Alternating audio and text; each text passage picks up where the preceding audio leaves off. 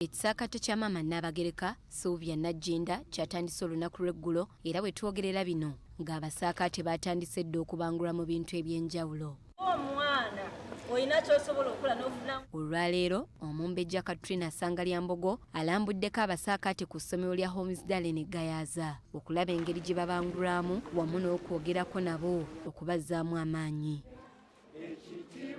Wano kampuni y'ebyempuliziganya eya MTN ekutte ettu lya bukadde bwa siringizaako 8 okwongera mu mirimu egikolebwa mu kisaakaate. Omumbejja Ssangalyambogo yeebazizza kampuni ya MTN olw'okuvujjirira enteekateeka za maama Nnaabagereka n'akuutira abasaakaate okussa essira ku bibasomesebwa ate babiteeke mu nkola.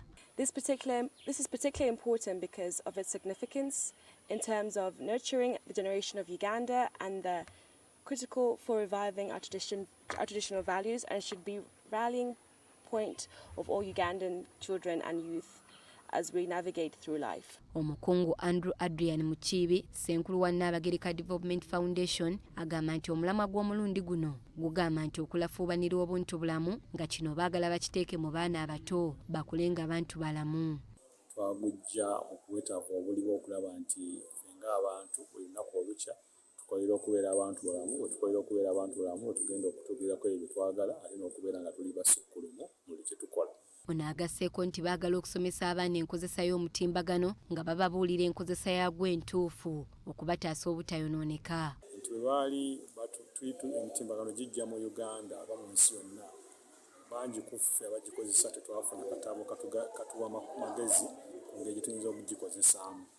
Kati ekivuddemu ekyo kwe kulaba nti tulaba abaana bangi oba abantu bangi si baana bokka n'abantu abakulu nga bakozesa emitimbagano gino mu ngeri etali ya buvunaanyizibwa. Abamu ku basaakaate batunnyonnyodde ebintu bye bazze okuyiga.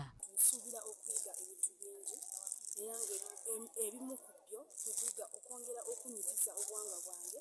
Wano bwe tujja wano tuyiga ebintu ebifa ku ggwanga lyaffe ebyedda n'ebiriwo n'ebirijjawo. Era nkubiriza abazadde bonna basobole okuleeta abaana ab'agenda zonna abalenzi n'ab'obuwala. Kwe kufumba emmere yaffe ey'obuwanga like local food. Oyinza okuba ng'osoma but nga tomanyi mirimu.